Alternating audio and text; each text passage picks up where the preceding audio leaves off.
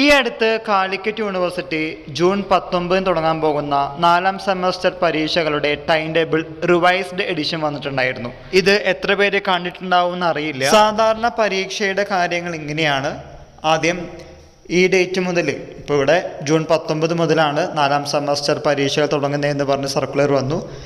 അതിനെ കുറച്ച് ദിവസങ്ങൾക്ക് ശേഷം ഡീറ്റെയിൽഡ് ടൈം ടേബിൾ വന്നു. അതിനിടയിൽ വന്ന ടൈം ടേബിൾ മാറ്റി റിവൈസ്ഡ് ടൈം ടേബിൾ വന്നിട്ടുണ്ട്. അക്കാര്യം നിങ്ങൾ മറന്നു പോകരുത്.